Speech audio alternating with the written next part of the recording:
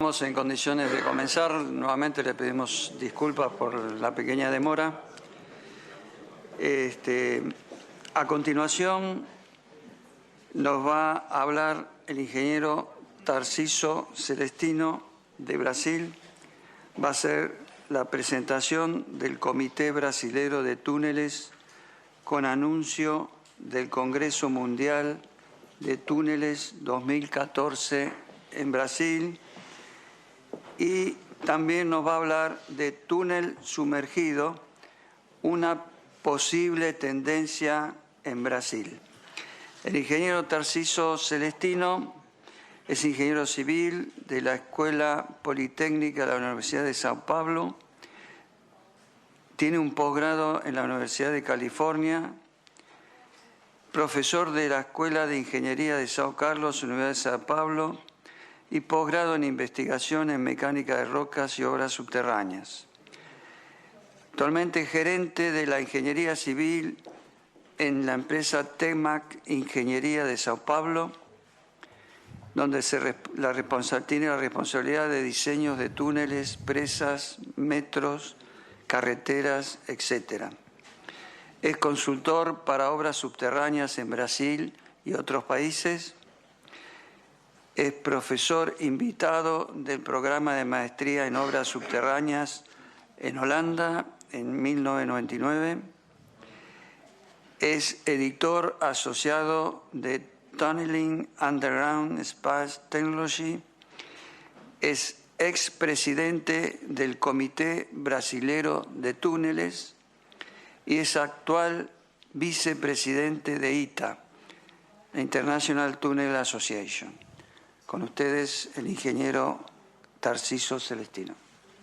Ok, muchas gracias. Entonces voy inicialmente a hablar.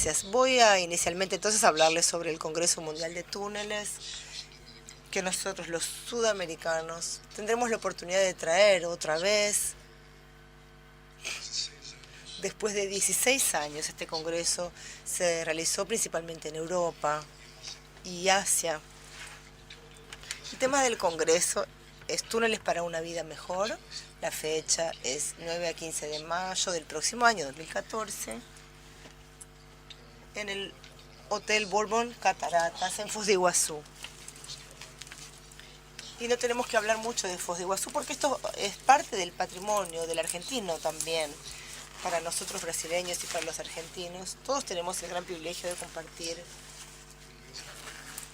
esta belleza de la naturaleza, que en realidad recibió el título de una de las 7 maravillas del mundo, que fue un concurso organizado por una entidad en Suiza en el año 2011.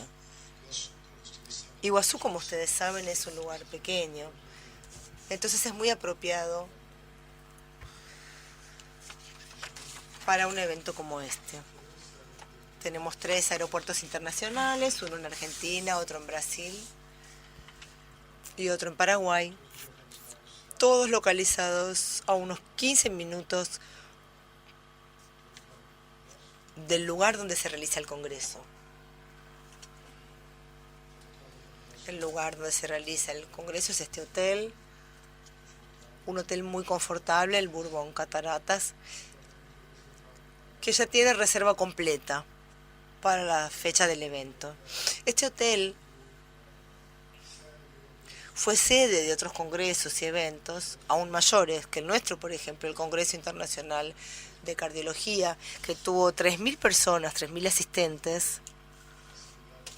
Tiene comodidades como auditorios, salas para reuniones de grupos de trabajo, etc. Este es el mapa, la planta de la exposición técnica, que ya fue prácticamente vendida por completo. No hay más stands disponibles y creamos una expansión para la exposición técnica en un área que llamamos el pabellón de América Latina, el pabellón de infraestructura de América Latina. También hay empresas europeas, pero el área principal de la exposición está cerca de los 2 auditorios principales.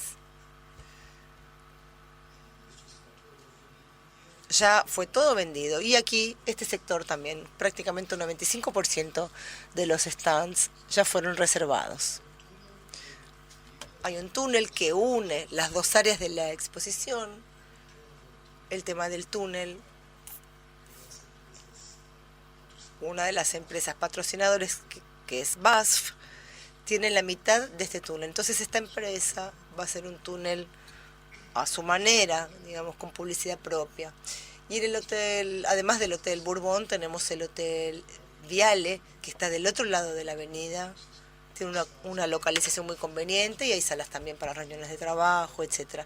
Y otro hotel que está cerca, a unos 2 kilómetros, donde va a realizarse la Asamblea General de ITA, es este Mabu Termas y Resort. Va a haber transporte ofrecido entre los hoteles para todos los participantes, no solamente de la Asamblea General, sino también participantes del Congreso en general. Estos son los precios para la inscripción, y una buena noticia para nosotros, los latinoamericanos, es que ITA estuvo de acuerdo en que para nosotros las tasas de inscripción serán más bajas que para los extranjeros de otros países. Entonces aquí, esa es la primera gran concesión de ITA en relación a nosotros. Y además, trabajamos con el objetivo de reducir las tasas, el precio de las tasas de inscripción, para que sean lo más accesibles posible. El resultado es que este será el congreso más barato de los últimos 5 o 10 años. Y es no solamente porque queda cerca, sino que también porque tiene precios accesibles, aún para los europeos y también para nosotros. La tasa de cambio en la actualidad, en relación al real, por ejemplo, el dólar, creo que es de unos 2.2. Un dólar es 2.2 reales.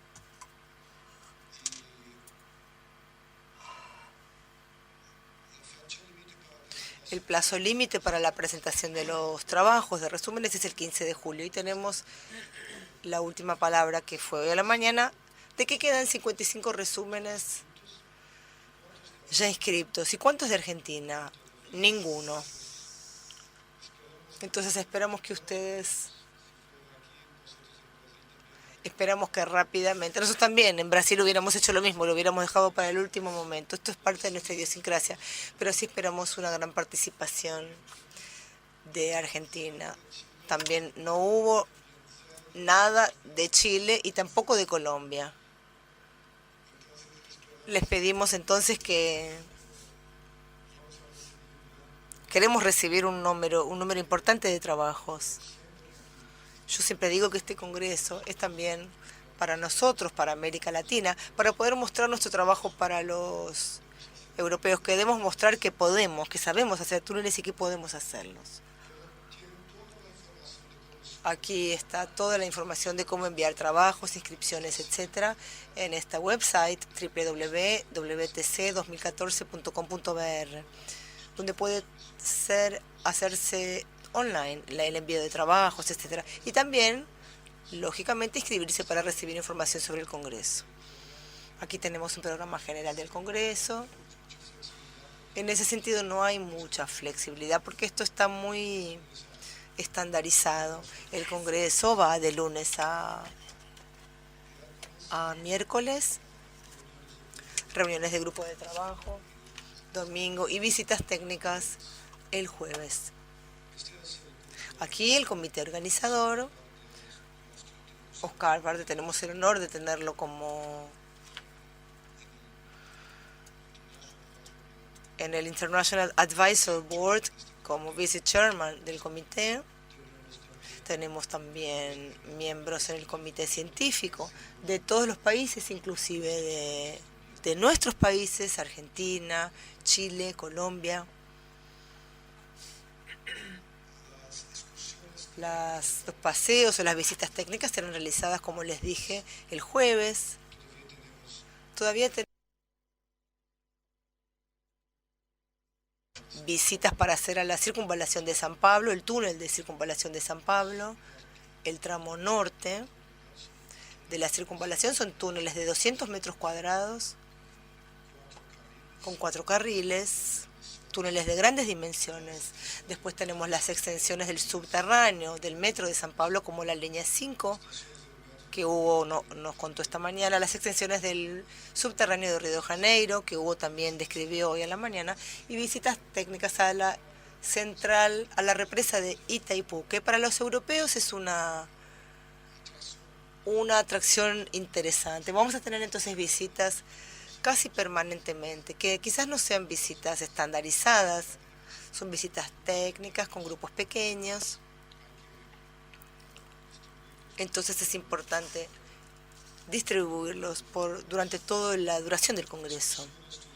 Tendremos excursiones turísticas también. Hay muchas posibilidades en Iguazú. Con seguridad ustedes las conocen, no solamente las cataratas del Iguazú, sino también el Safari Macuco, helicópteros sobre las cataratas, compras en Argentina. Para nosotros en Brasil, las compras en Argentina y en Paraguay son siempre una atracción, el Parque de Aves Itaipú, etc. Después del Congreso habrá visitas también a Río, a las playas en el nordeste, al Pantanal en Mato Grosso, Amazonia, Buenos Aires, Montevideo, Santiago de Chile. Es una empresa que está combinando estas visitas para que sean realizadas después del Congreso. Y San Pablo también, donde algunas de las visitas técnicas serán realizadas y concentradas. Iguazú, aquí tenemos una website, un sitio en la web que tiene toda la información, no solamente sobre el Congreso, sino también sobre Iguazú. Otra vez, www.ictw, y sentiremos mucho honor en recibirlos y haremos lo mejor que podamos para recibirlos en Iguazú. Muchas gracias.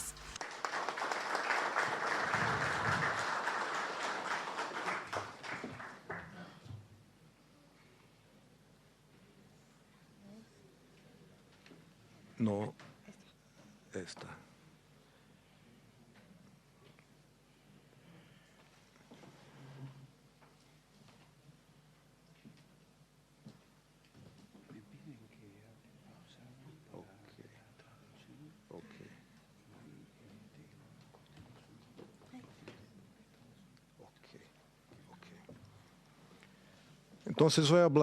Entonces vamos a hablar sobre este caso de la solución de un túnel sumergido para la conexión entre Santos y Guarujá. Santos es el principal puerto en Brasil. El área metropolitana incluye la ciudad de Guarujá y están separados por este estuario.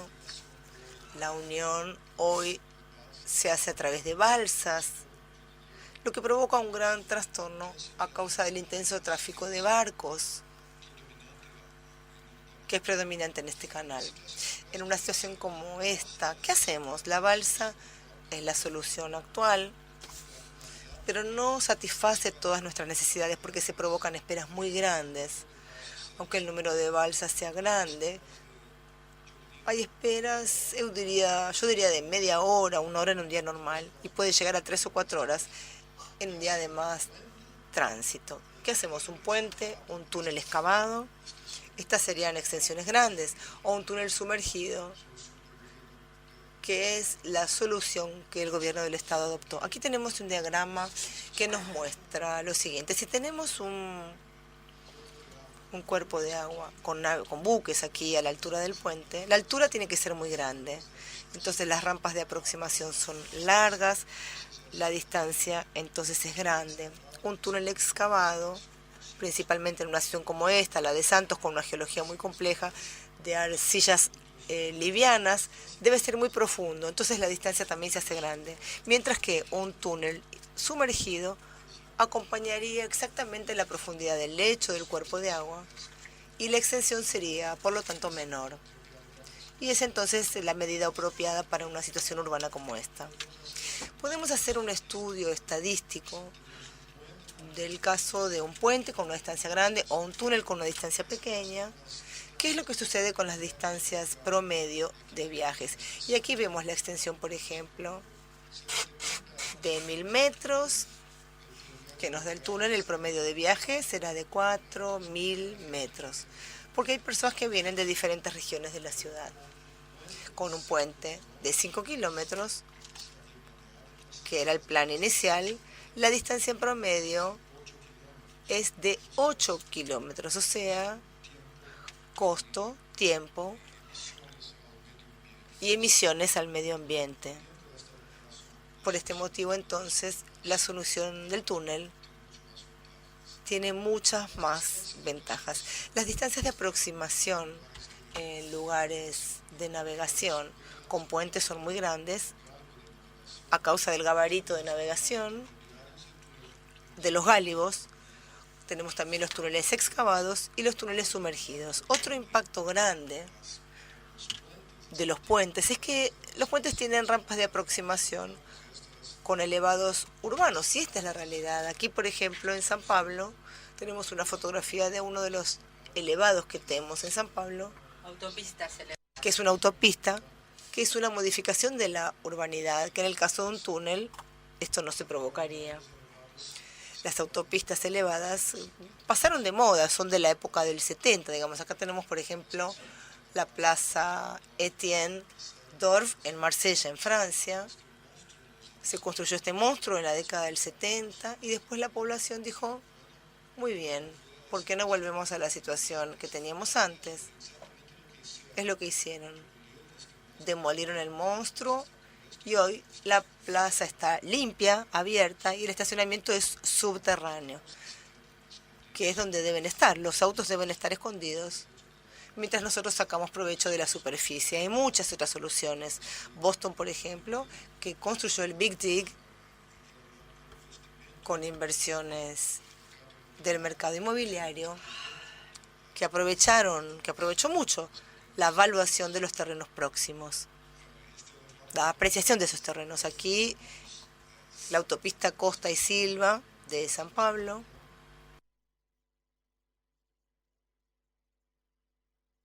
Lo llamamos brontosaurio. Se hizo una investigación de opinión sobre el objeto más feo de San Pablo y todo el mundo dijo que es este. Este es el objeto más feo. No lo ganaron. Los objetos más feos son los que se ven en las autopistas.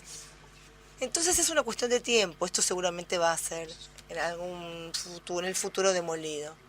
Por ejemplo, esto aquí, que es muy malo para la degradación urbana. Aquí tenemos también un ejemplo que mencionó Hugo hoy a la mañana.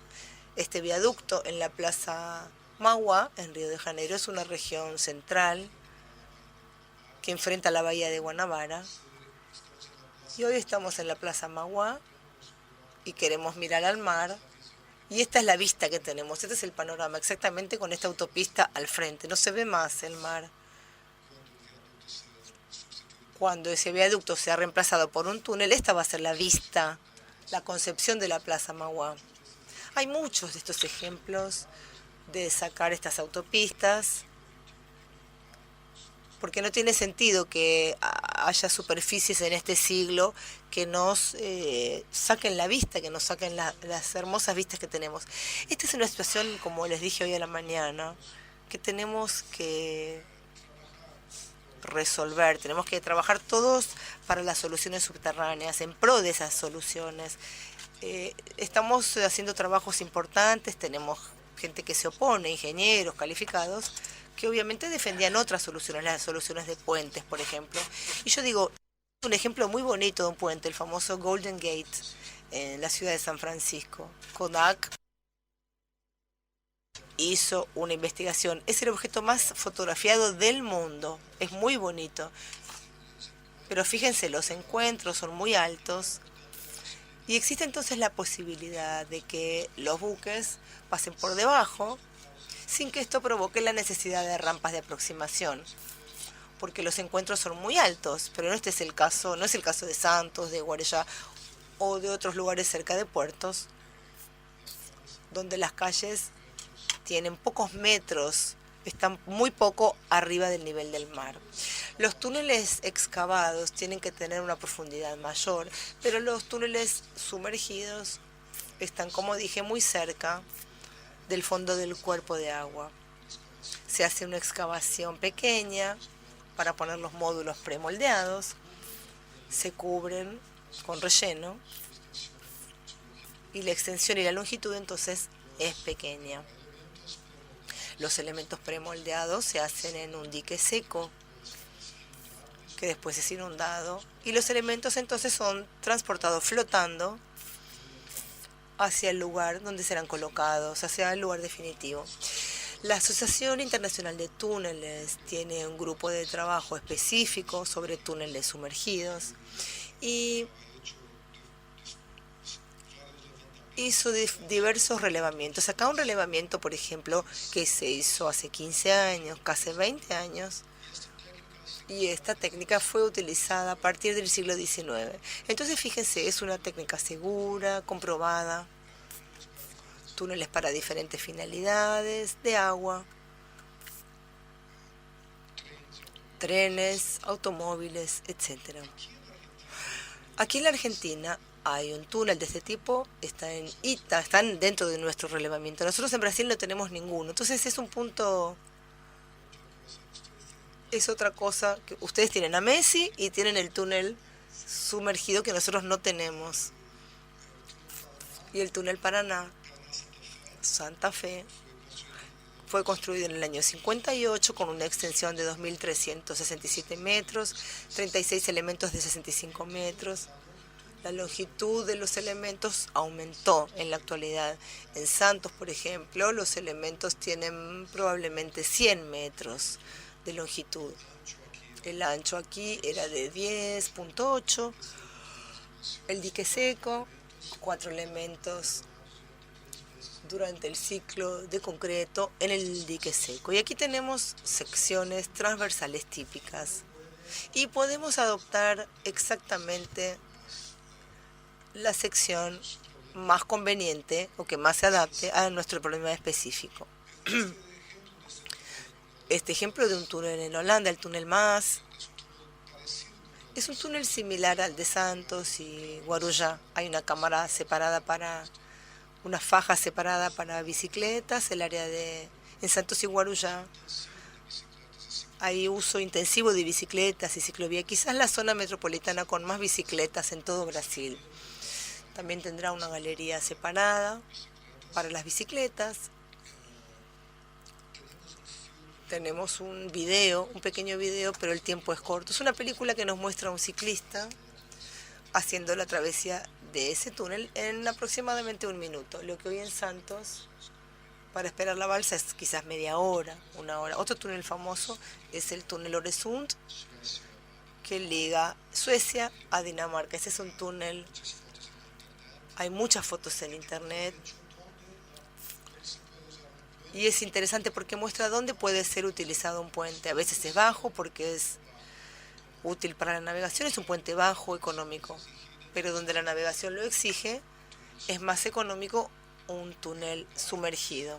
El BART en la bahía de San Francisco, California, es el túnel sumergido más profundo del mundo, hasta que se construyó el del estrecho de Bósforo hace 2 años. Y lo que es interesante es que este túnel tiene 40.5 metros de profundidad y corta la falla activa de Hayward en la bahía de San Francisco. Y vean aquí, tenemos el túnel, el puente de Bay Bridge y la falla que está aquí. Y el terremoto de Loma Prieta del año 89 tuvo una magnitud de 7.1 de Richter. No sufrió ningún tipo de daño. Había un tren justamente que pasaba en el momento del terremoto. Los pasajeros del tren ni siquiera supieron que se estaba produciendo un terremoto en ese momento, mientras en el puente sí hubo muchos muertos. Otra ventaja entonces de los túneles en general es que una vez construidos son estructuras muy seguras. Es una cosa que nosotros, ingenieros de túneles, tenemos que decirle a la población. Yo y Hugo fuimos muchas veces a audiencias públicas en Santos y una pregunta frecuente de la población es: ¿pero un túnel abajo del agua? ¿Abajo del agua es seguro? Sí, claro. Este es el mejor ejemplo. Muchos otros en áreas urbanas, por ejemplo, En Suecia, en Estambul, tenemos el túnel más profundo del mundo hoy. El estrecho de Bósforo tiene una navegación muy intensa, mucho más intensa que la del puerto de Santos, por ejemplo. Aquí el estrecho de Bósforo, muchos buques al mismo tiempo, siempre navegando. El proceso de construcción es muy simple, se hace una excavación, se hace del dragado del lecho, se construye paralelamente y al mismo tiempo de los elementos premoldeados en la zona del dique seco, la inundación del dique seco y el transporte de los módulos hasta el punto definitivo, aquí el dique seco inundado, la colocación.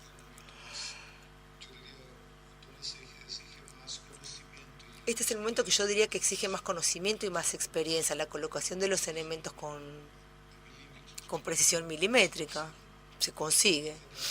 La vedación o el sellado con los diferentes tipos de waterstops, que es muy eficiente también, y el relleno de la excavación y el túnel, listo.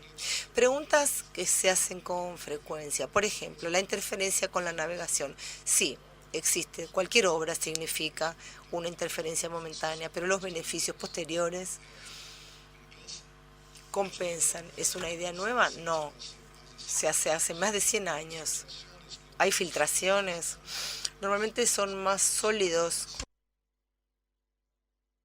estancos que otras construcciones. Impedimento para las embarcaciones. Mientras un puente con 80 metros de altura, por ejemplo, es una barrera permanente para plataformas petroleras que tienen alturas indefinidas. El túnel hoy, el calado del puerto, por ejemplo, tiene 13.30 metros y el calado con túnel tendría 20 metros. Entonces no será una limitación la navegación. En términos de la longitud del túnel, 900 metros, mientras que el puente tiene 4,6 kilómetros para una altura de 80 metros, que no sería suficiente. Acá tenemos una sección transversal de lo que se va a construir. 3 carriles, la galería para peatones, ciclistas. Conclusiones. El trayecto es menor, cerca de 5 veces menor que el puente. Las rampas de acceso están enterradas, por lo tanto no tienen impacto negativo en lo urbano. Evita las autopistas en Santos y Guarujá, que son un elemento de degradación urbana muy intenso. Permiten condiciones adecuadas de geometría y geología porque la excavación draga el peso que se coloca prácticamente, entonces no hay necesidad de exigencias geomecánicas, no hay restricción a la navegación, o sea, es viable técnicamente, las cuestiones técnicas principales están resueltas y muchos proyectos más complejos ya fueron ejecutados. Muchas gracias.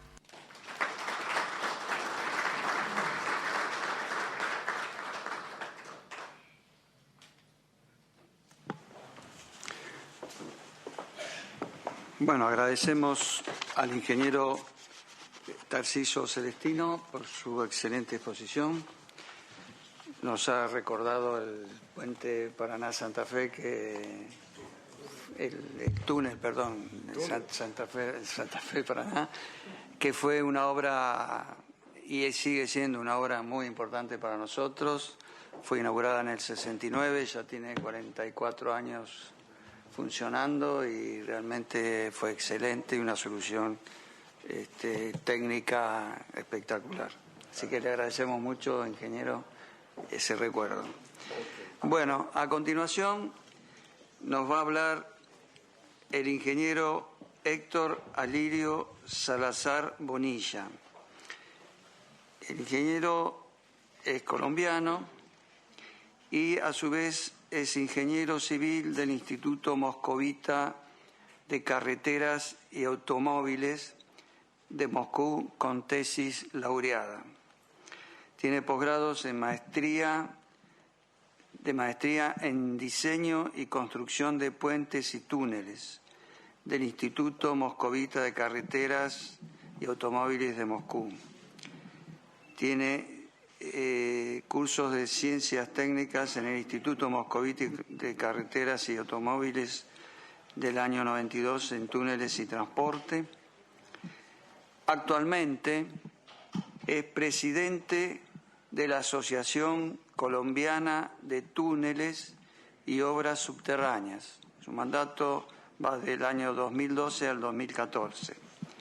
Y a su vez, actualmente es gerente general de Geotecnia Andina Consultores en Bogotá, Colombia, dedicado a asesorías, estudios y diseños en las áreas de geotecnia de túneles, geotecnia de taludes y rellenos, geotecnia de cimentaciones, geotecnia de pavimentos, diseño de obras de infraestructura de transporte, minería e industria de hidrocarburos.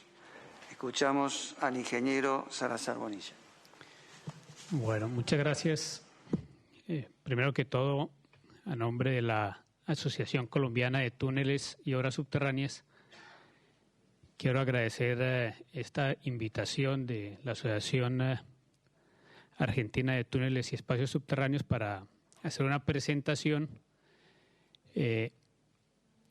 con la cual quiero transmitir un poco las condiciones en que se está desarrollando la industria de la tunelería en Colombia y especialmente los túneles carreteros, como le decimos allá, o túneles viales o túneles de vialidad, como se le puede decir en otros países.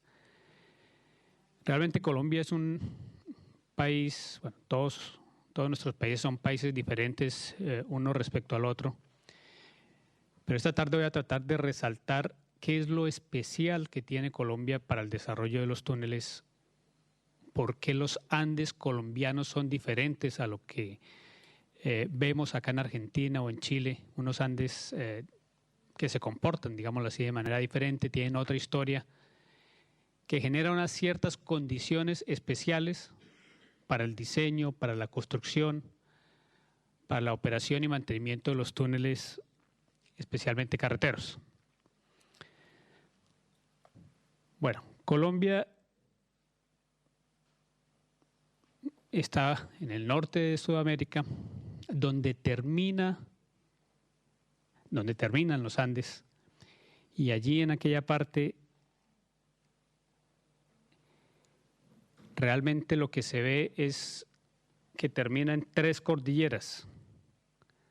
Aquí está la frontera con Ecuador, viene una sola cadena, llamémoslo así, y a partir del sur de Colombia se trifurca y se desarrollan 3 cordilleras que hemos denominado cordillera oriental, central y occidental. Cada una de esas cordilleras tiene una historia geológica diferente, tiene un comportamiento diferente. Los terrenos son muy variados uno respecto al otro.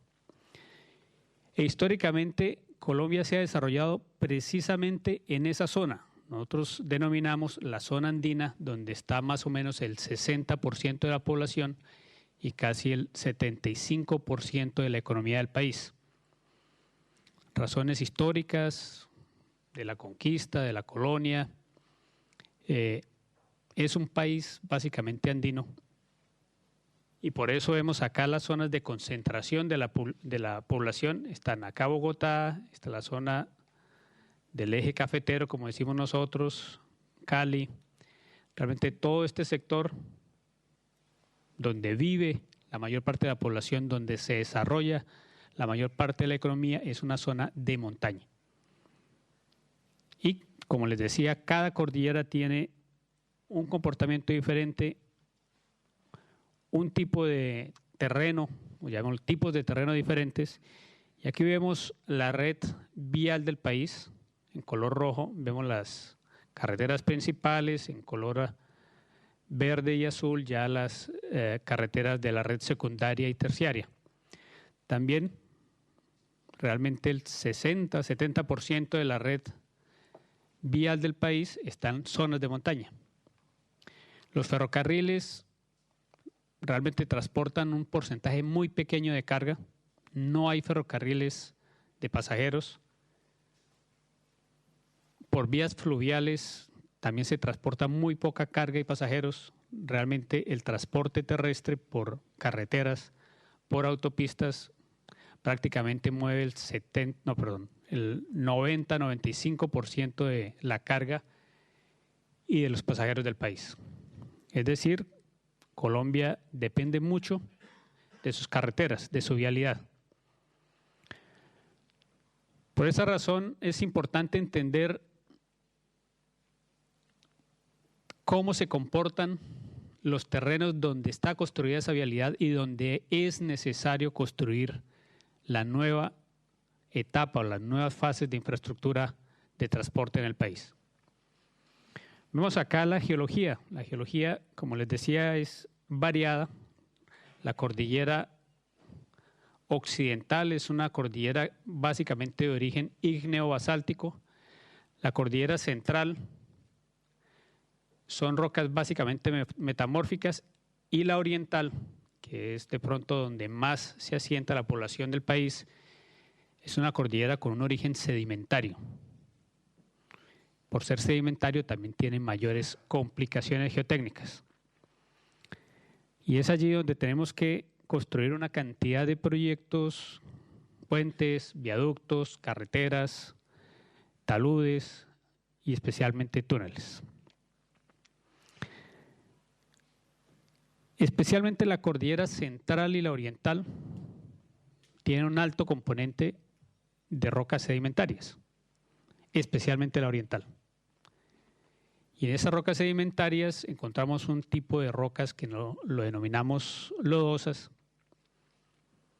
que tienen un comportamiento geotécnico muy desfavorable. Cambian sus características geomecánicas muy rápidamente. Se mueven, llamémoslo así, en velocidades históricas, se mueven muy rápido. Digamos, hay una dinámica geomorfológica muy intensa que nosotros podemos apreciarla año a año. En algunos sectores de la Tierra los cambios geomorfológicos se dan en miles de años. En Colombia se están dando muy rápido. Y vamos a ver ahora algunos ejemplos de esa dinámica geomorfológica producto, primero, de las condiciones geológicas, rocas sedimentarias muy blandas que se someten a cambios rápidos por efecto del clima, por efecto de los movimientos tectónicos y, por supuesto, por causa de las actividades del ser humano, efectos antrópicos. Nosotros también estamos generando una cantidad de problemas en la construcción de obras que pues antes de pronto no se tenían en cuenta y han desencadenado muchos movimientos. La actividad sísmica es muy importante. Colombia está ubicada en la confluencia de 3 placas, la placa continental de Sudamérica, la placa de Nazca por el lado Pacífico y la placa Caribe. El movimiento de esas 3 placas hace de que se generan muchos sismos y muy intensos. Algo similar a lo que sucede en el sur del continente. En Chile hemos visto también terremotos muy fuertes. Uno de los terremotos más fuertes del año de 1905 ocurrió en este sector con una intensidad mayor a 9. No fue medido exactamente, pero fue calculado. Esa es una intensidad de los mayores sismos ocurridos en la historia de la humanidad, que destruyó muy buena parte de este sector sur del país. O sea, no ha sucedido últimamente un sismo de esa magnitud, pero todos esos movimientos generan también dinámica en las laderas, dinámica en las montañas, mayor fracturamiento, cambios que son realmente muy rápidos. Adicionalmente a eso, tenemos la actividad antrópica. Lo que vemos ahí en color gris es las zonas deforestadas del país. Lo que vemos en color verde es lo que aún se conserva con algún nivel de bosques, de pronto algunos nativos, toda la zona de la Amazonía y la costa pacífica. Pero lo que vemos ahí básicamente, la zona donde vive la mayor parte de la población, donde se desarrolla la economía del país, es la zona más deforestada. Eso, por supuesto, genera mayores problemas que los ya existentes en la historia geológica. Y eso ha llevado a que, sumado al cambio climático ya por razones, digámoslo así, de la humanidad, ha hecho de que Colombia sea uno de los países que más haya sufrido el cambio climático. Vemos acá las zonas de mayores cambios climáticos. La zona de la Amazonía, que afecta buena parte de Brasil, del norte de Brasil, pero también afecta a Colombia. Entonces, aquí han aparecido nuevos climas y han desaparecido otros. Quiere decir de que el cambio ha sido muy intenso en esa zona, y vemos acá ejemplos claros. En el año 2011 hubo una época de intensas lluvias nunca registradas, de acuerdo a las mediciones que llevan más de 100 años, nunca habían sido registradas en la historia del país. Eso llevó a inundaciones intensas en cientos o miles de kilómetros cuadrados en el norte del país, mientras simultáneamente estaba sucediendo al lado una época de intensa sequía. Eso por la acción del ser humano. Colombia, desafortunadamente, ocupó para el año 2010 y 2011 el tercer lugar como uno de los países más afectados por el índice de cambio climático, con cientos de muertos, miles de millones de dólares en pérdidas económicas. Realmente la afectación fue muy grande. En ese entorno tenemos que desarrollar nuestra infraestructura, tenemos que o mantener la existente o construir la nueva infraestructura. Vemos acá las zonas afectadas por el fenómeno de la Niña en los años 2010 y 2011, donde la infraestructura de carreteras, de transporte de energía, sufrió en un 38%. Como les decía, las pérdidas fueron enormes, más de 8.000 millones de dólares en pérdidas por efectos del fenómeno de la Niña. Estos fenómenos han sido cada vez más recurrentes, entre unos años el fenómeno de la Niña, otros el fenómeno del Niño, y cada vez vienen más seguidos y con mayor intensidad. El cambio climático llegó para quedarse y hay que tener en cuenta esas condiciones para poder desarrollar todo lo nuevo que hay que hacer en el país. Y especialmente en esas zonas donde vive la población, que son zonas geológicamente blandas, geológicamente inestables, geológicamente complicadas. Para poder resolver todos estos problemas, tenemos que buscar unas soluciones. La solución que planteamos en la Asociación Colombiana de Túneles, y creo que o todos acá o la gran mayoría estaríamos de acuerdo, es para evitar la afectación en superficie de esas laderas inestables, de esas condiciones ambientales bastante críticas. Lo ideal es utilizar el espacio subterráneo, hacer túneles. Y eso es lo que estamos haciendo en estos momentos en Colombia. Veamos algunos ejemplos de la actividad degradante nuestra. Es una carretera construida en el año 98, pero que al año siguiente generó un deslizamiento de más de 1 millón de metros cúbicos de material blando, de lutitas. Es un material que se degrada muy rápido. En condiciones naturales es roca, para explotarla hay que usar voladuras, pero al contacto con el aire se produce un fenómeno que se llama oxidación y la roca se degrada y se vuelve polvo. En algunos casos, en 8 días, la roca, una montaña, se puede convertir en polvo si entra en contacto directo con el aire.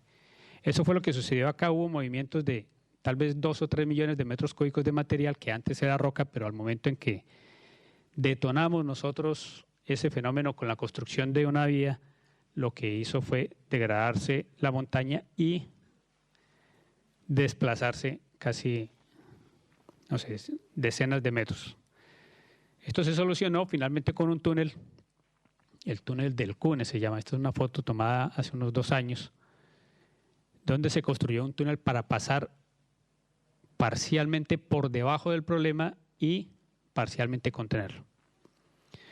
En otras partes del país, en grandes coluviones también de ese mismo tipo de material, de la degradación de esos materiales lodosos, de esas rocas lodosas, esos coluviones se mueven cuando hay intensas lluvias, cuando se saturan. Y vemos el movimiento de una carretera construida hace más de 60 años, con deformaciones de 5, 10, 20 metros en algunos casos. En un sector la carretera se ha movido más de 100 metros y ha tenido que ser reconstruida. Bueno, cada vez que hay un invierno intenso se tiene que reconstruir. ¿Cómo solucionar ese problema? Y aquí son 3 kilómetros de vía destruida en el coluvión de la Renta, en la carretera entre Bucaramanga y Barrancabermeja. Bucaramanga es una ciudad de tal vez más de 1 millón de habitantes y Barrancabermeja es el centro petrolero del país. En la carretera Bogotá-Villavicencio, que va de Bogotá hacia el oriente, es una de las principales carreteras. Yo creo que por ahí se moviliza casi el 50% de la economía del país, ya que el sector oriental en estos momentos es rico en yacimientos petroleros. Es una zona donde se está desarrollando la agroindustria para exportación. Esa carretera también ha sufrido sustancialmente en los últimos años los efectos del cambio climático. Vemos acá accidentes con muertos. Todo eso lo que nos ve es una dinámica geomorfológica muy intensa que hay que resolver, que hay que afrontar, y para los próximos años tenemos que solucionar este tipo de barreras que tenemos en la naturaleza. Aquí vemos una zona en la autopista donde se debe construir la autopista Ruta del Sol, donde hubo miles y miles de deslizamientos en una semana. Eso fue la última semana de abril del 2011. Por allí pasaba una autopista. Habíamos diseñado una autopista, ahora por supuesto la solución es no pasar por esa zona, superficialmente. Este es un deslizamiento de casi 3 millones de metros cúbicos y el trazado de la autopista iba por acá, por este sector. En estos momentos, como les digo, estamos estudiando una solución de 2 túneles o un túnel doble de 9.6 kilómetros de longitud.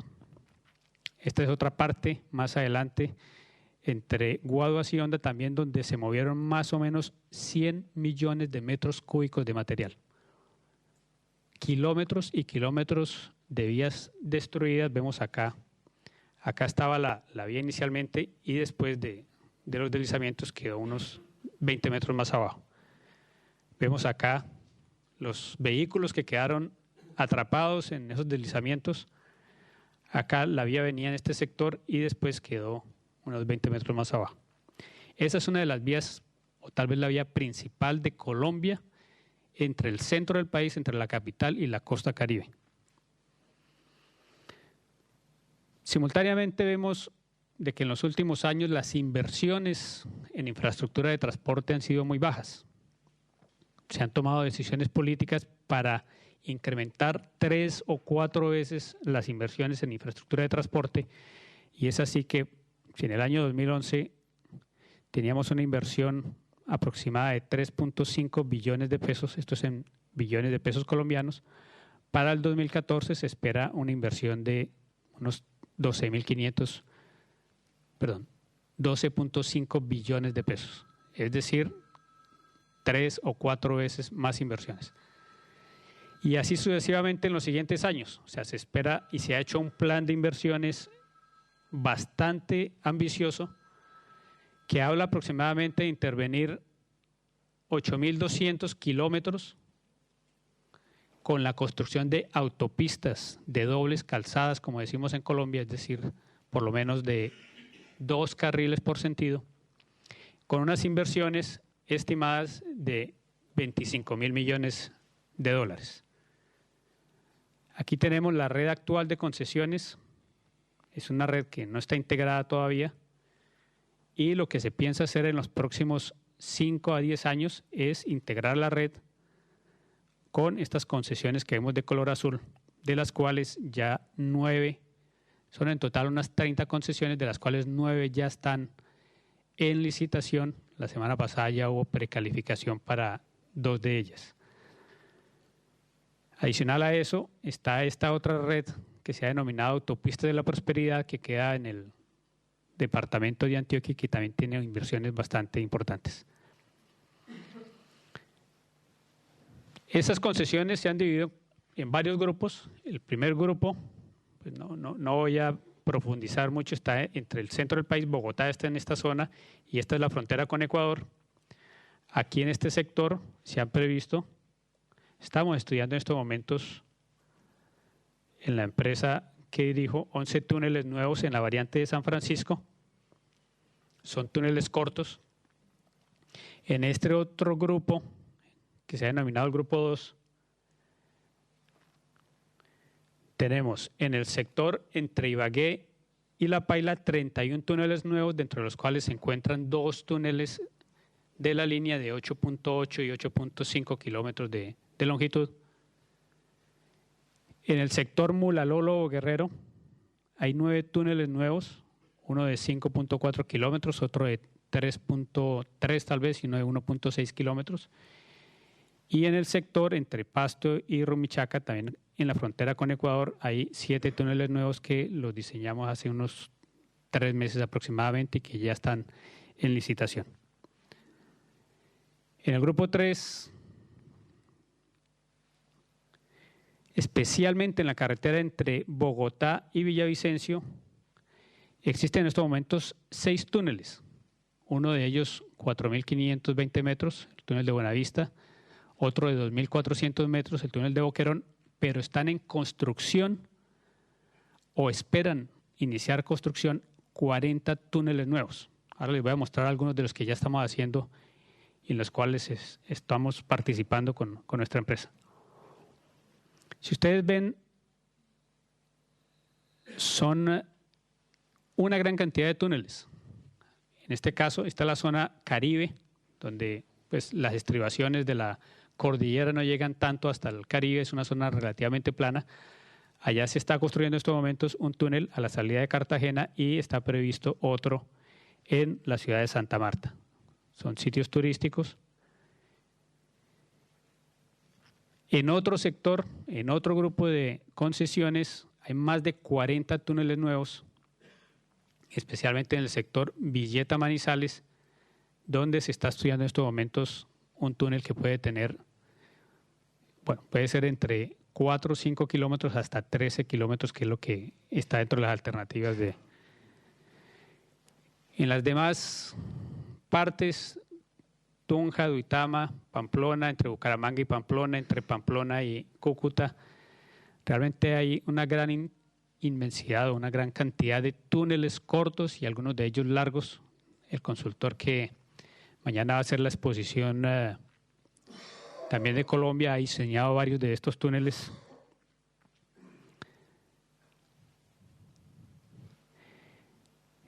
En las autopistas de la Prosperidad, que es en la región cercana a Medellín, hay 4 túneles existentes. Allí queda el túnel más largo de América Latina en operación en estos momentos, que es el túnel de San Jerónimo, de 4.6 kilómetros.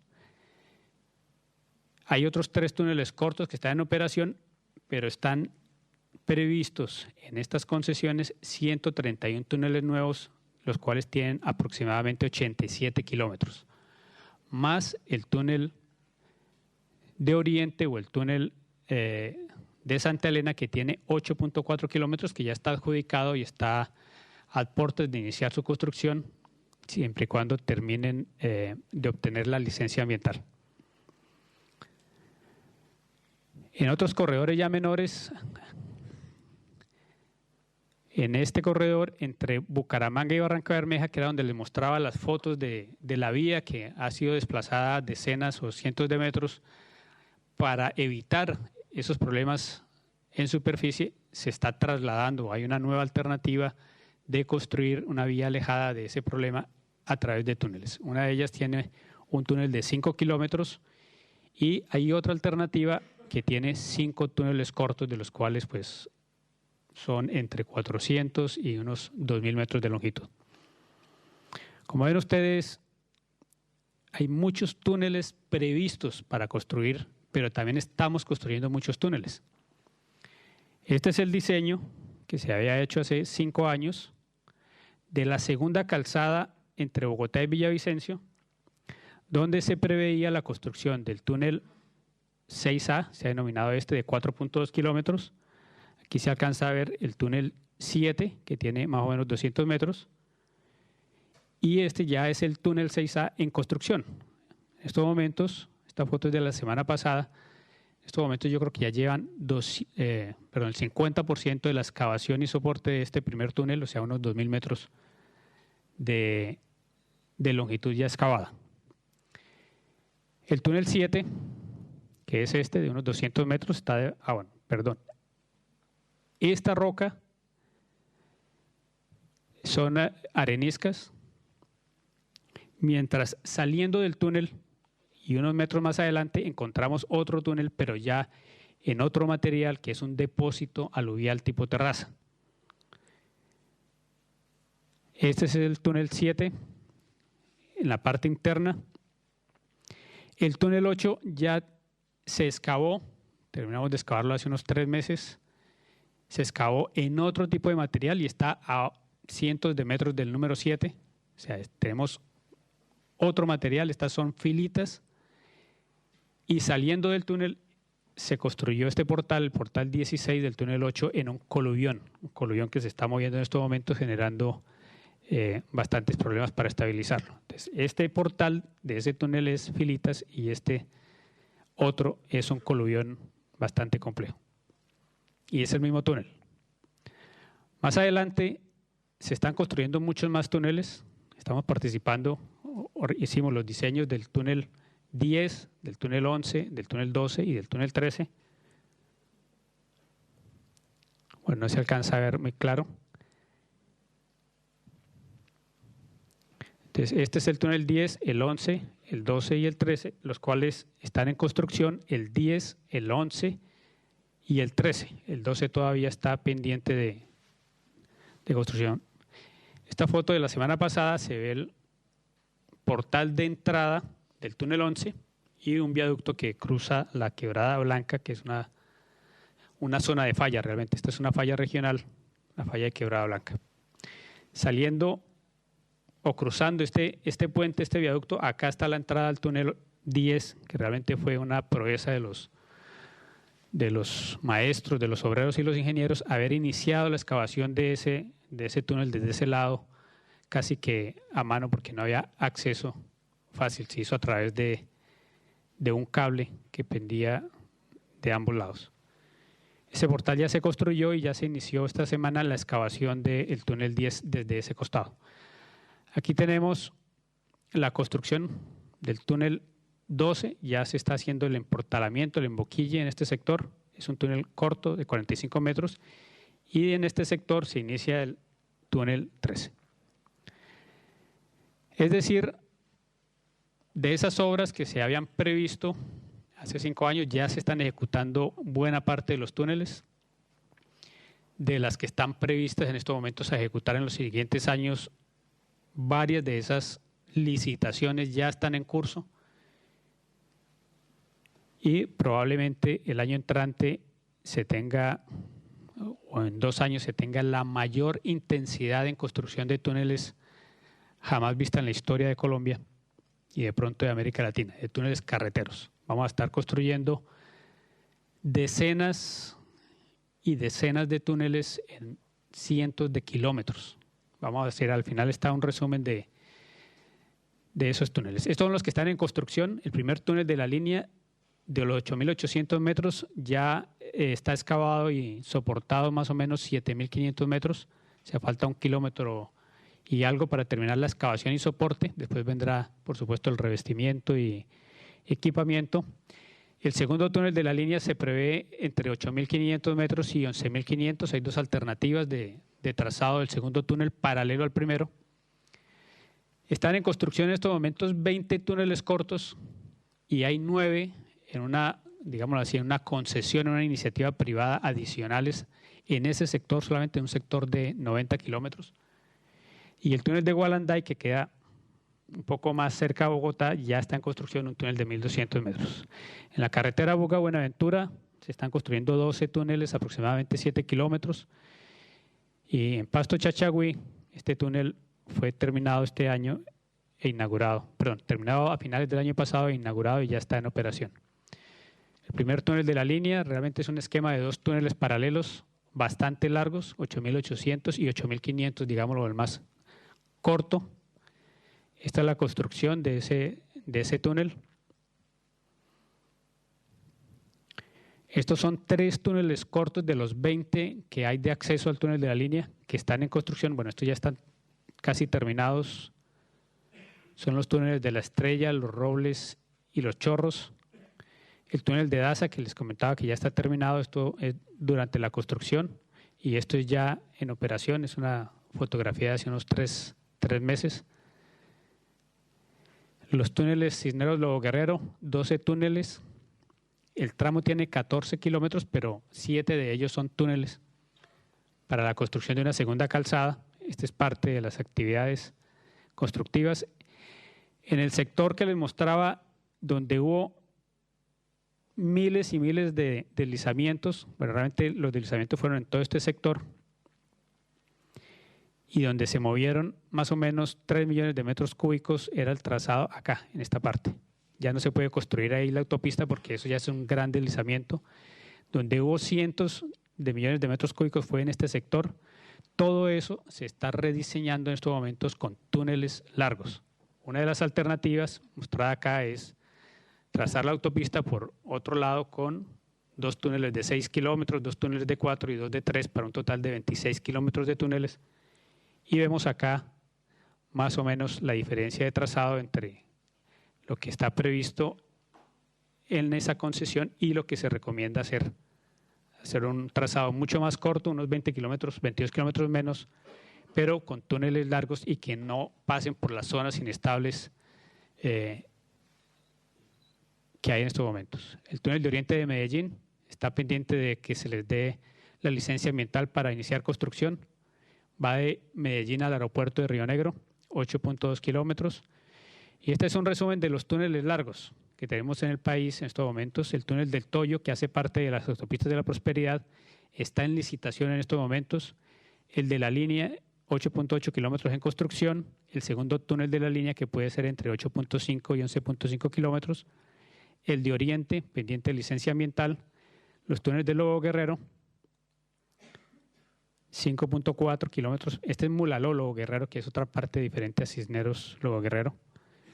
El Parque Vial de Medellín, 5.3 kilómetros. El túnel de San Jerónimo, ese ya está en operación, es el más largo de América Latina en operación. El túnel de Buenavista, 4.5 kilómetros, también está en operación hace más de 10 años. El segundo túnel de Buenavista está en licitación. En este momento hace parte de esos 40 túneles que hay en los 90 kilómetros entre Bogotá y Villavicencio. El túnel de La Quiebra, el túnel de Sumapaz en operación ya hace unos 4 años, túnel Cresta de Gallo y Boquerón. Bueno, realmente la solución a todos estos problemas que tenemos en los Andes colombianos es construir túneles, es evitar pasar por superficie, disminuir los impactos ambientales, evitar los problemas geotécnicos, no destruir la superficie con construcción de túneles. Como ven ustedes en las fotografías, ya están construidos bastantes túneles, están en construcción una buena cantidad, pero a futuro vamos a construir mucho más. Como conclusión, Colombia se ha desarrollado históricamente en la zona de los Andes, donde la afectación del cambio climático es muy fuerte. Es algo que tenemos que enfrentar porque llegó para quedarse. Colombia necesita una nueva infraestructura que sea capaz de afrontar todos estos problemas geológicos, geotécnicos, ambientales, climáticos. Para eso, lo que hay que hacer es construir túneles. Están previstos en estos momentos a futuro más de 300 nuevos túneles con una longitud mayor a 250 kilómetros. Estamos hablando de túneles de carreteras solamente. 250 kilómetros de túneles con una inversión mínima de $6.000 millones. Eso es lo que les quería comentar de lo que estamos haciendo en Colombia en estos momentos y muchas gracias por su atención.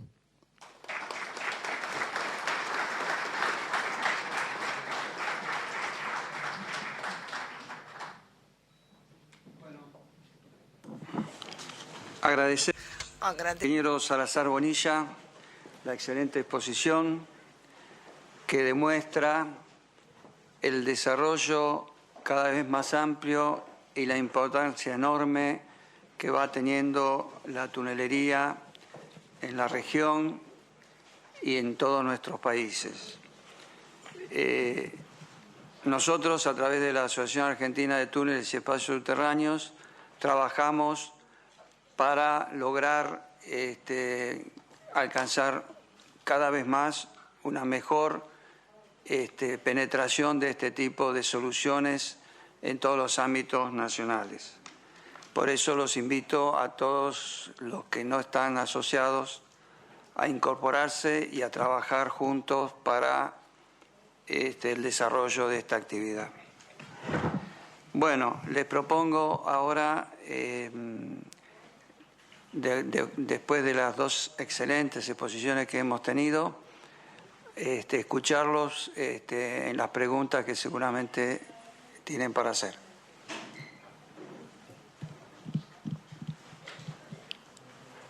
Por allá.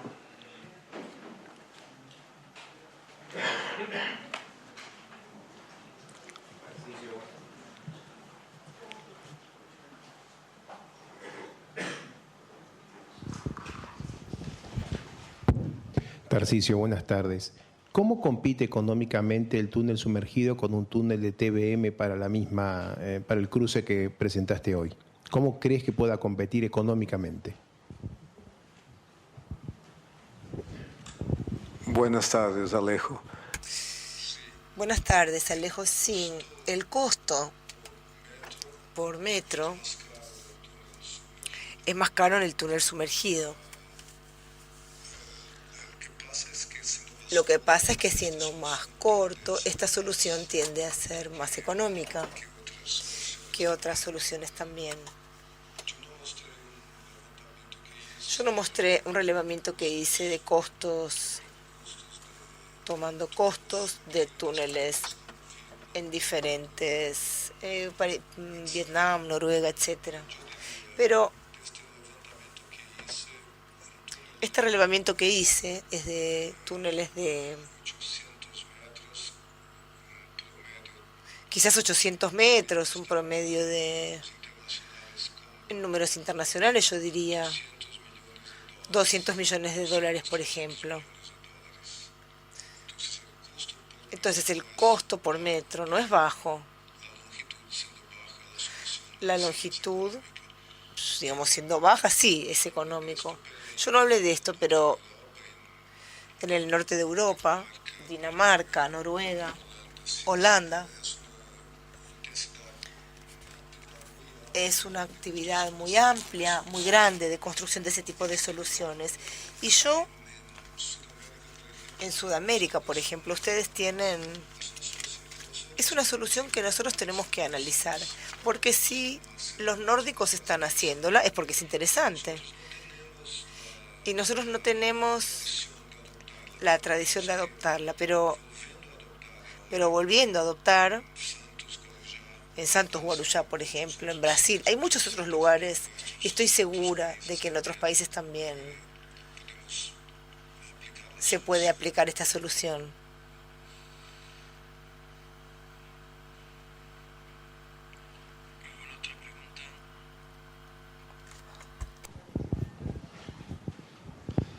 Pergunta para o colega da Colômbia. Pregunto para el colega de Colombia. Frente a esta geología bastante compleja que vos mostraste, estos problemas relacionados a la alteración de la roca en poco tiempo, etcétera, y problemas geotécnicos, ¿cuáles son los cuidados que ustedes toman en relación a los túneles de largo plazo?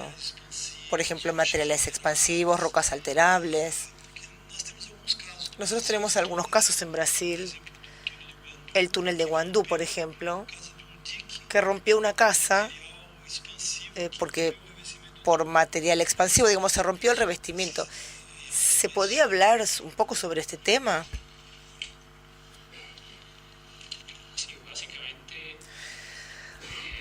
Hemos ya construido varios túneles en ese tipo de roca que se degrada fácilmente. Es el caso del túnel de Buenavista de 4.500 metros, donde esas rocas lodosas se degradaban prácticamente en una semana. Por esa razón, lo más importante para nosotros en el momento de la excavación era lanzar el shotcrete lo más rápido posible para disminuir la alteración. Mas, sin embargo, a largo plazo, pues la decisión, por supuesto, es revestir muy bien el túnel. Y en este caso, en los sectores donde había material lodoso o degradado, el revestimiento iba reforzado con acero, de manera que resistiera el empuje del terreno con el tiempo. Se ha logrado mantener estable el túnel, no se han presentado prácticamente problemas en el revestimiento, más sí se han presentado problemas en la estructura de rodadura, en el pavimento, porque se ha levantado, tanto en el túnel de Buenavista como en el túnel de Boquerón, que es uno más corto, de 2.400 metros en la misma carretera. Eso se le ha hecho mantenimiento cambiando las placas de hormigón cuando se han ido deteriorando. Pero la solución, por supuesto, es un revestimiento reforzado en este caso.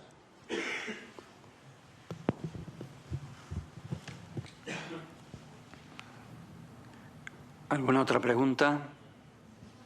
Allá, señorita.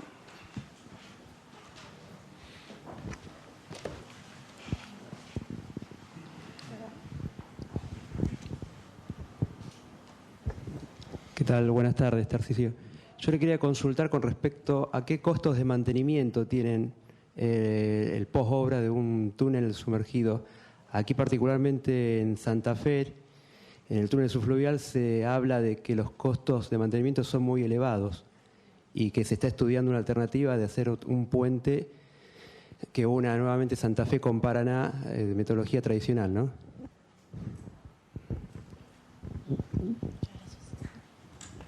Sí, muy interesante la pregunta. También... Interesante la pregunta. También hicimos un relevamiento en el CBT sobre los costos de mantenimiento y son muy bajos. La verdad es que no tenemos que cambiar las water stops y otros mecanismos para impedir el agua, para evitar la inundación.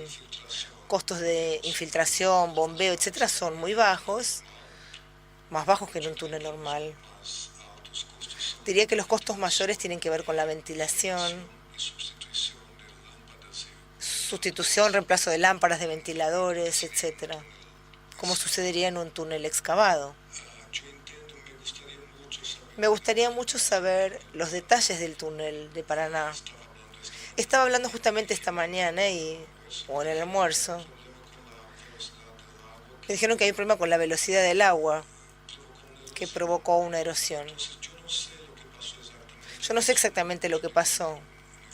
Yo diría que es una información interesante para nosotros que estamos en el proceso de diseñar nuestro túnel, pero las velocidades en el estuario son muy bajas cuando se lo compara con la velocidad de corriente que puede haber, por ejemplo, en el río Paraná.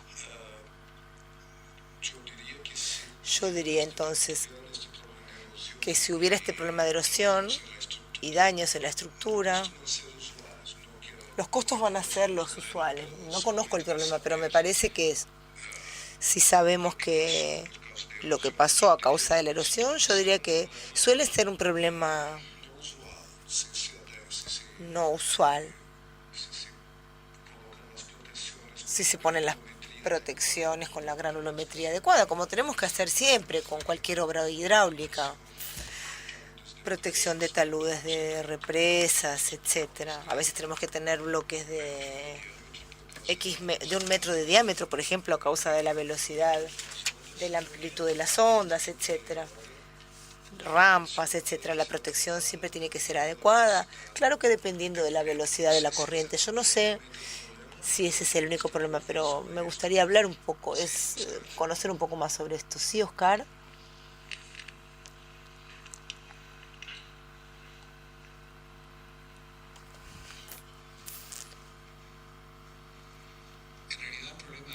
En realidad el problema del túnel, pude trabajar durante toda la obra en el túnel y hubo varios problemas, cosas que hay que hacer y que no hay que hacer. Una de ellas fue subestimar el trabajo de soterramiento, de excavación. El perfil no fue suficiente para las crecidas posteriores y el túnel sufrió en varias oportunidades el riesgo de flotabilidad.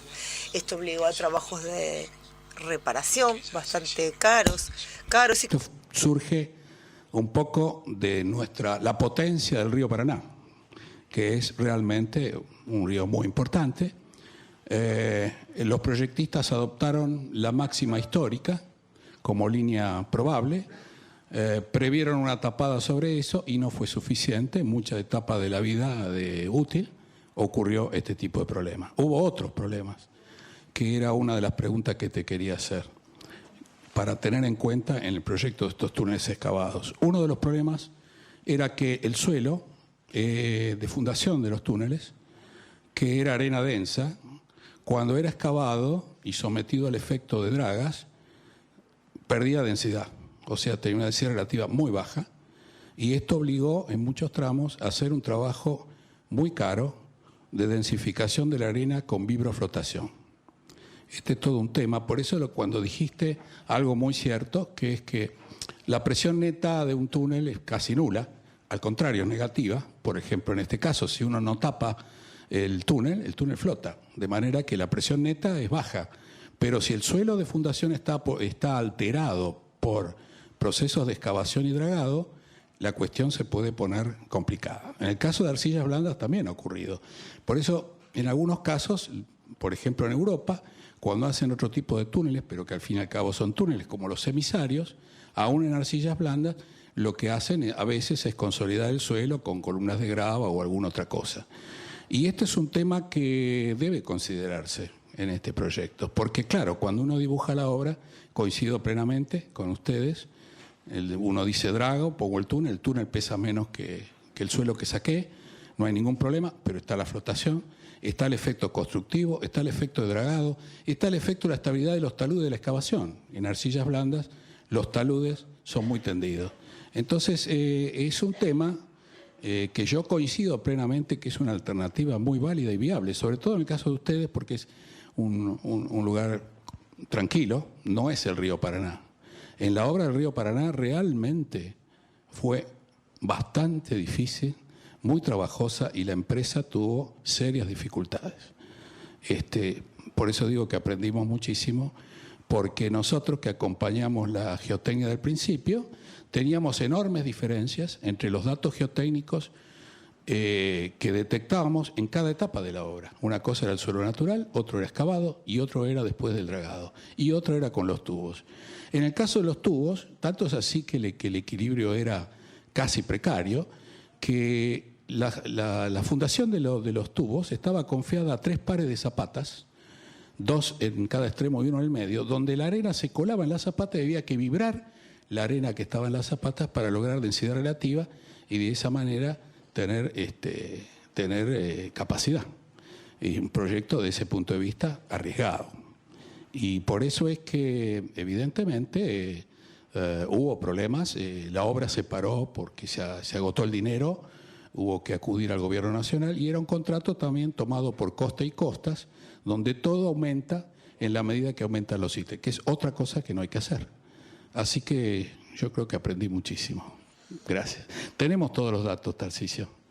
Tenemos todos los datos de todo eso. Me alegra mucho y voy a hablar contigo. Qué bueno, y vamos a hablar juntos. Seguro que voy a hablar con vos. Es muy interesante. Pero también yo quería decir solamente que no es que el puente es un problema. El presidente actual de la Sociedad de Mecánica de Suelos, Brió, hizo una presentación en nuestro último congreso de mecánica de suelos en Brasil.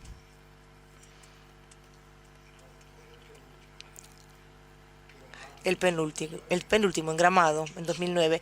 Y yo no sabía, pero el campo de investigación es exactamente la erosión en los pilotes de puentes.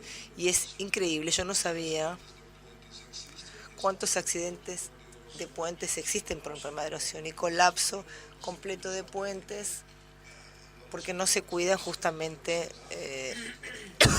los pilotes, porque se aumenta la velocidad, etcétera, y aumentan algunos procesos que alteran la cimentación, la fundación, el puente colapsa, y es un problema vemos un problema un gran viaducto construido Rosario Victoria, con pilotes de gran diámetro. Los modelos dieron socavaciones de más de 25 metros. Tuvimos que hacer pilotes de 60 metros. Y en ese caso, además de la erosión histórica detectada, hubo que sumar el efecto de erosión localizada, que en el caso de las pilas principales era del orden de 5 diámetros el pilote, que son 10 metros más que lo que daba el modelo hidráulico. Y todo esto, si no se tiene en cuenta, también genera un problema. Moraleja, el río Paraná es bastante importante en todo. Bueno, muy interesante y... Muy interesante. Una vez más, el problema puede existir en un río como el río Paraná, para el túnel, para el puente, para cualquiera de los dos. Me gustaría decir que hay un artículo simple sobre esta cuestión de Santos Guarujá, que está en esta revista que tienen en la página 66. Agradecemos las excelentes exposiciones, el nivel de preguntas obtenido, y los invitamos a hacer un coffee break y volvemos a juntarnos alrededor de las 16:30 para seguir con los temas de hoy. Muchas gracias a todos. Muchas gracias. Muchas gracias. Muy excelente. Muy bien. Nos da importante.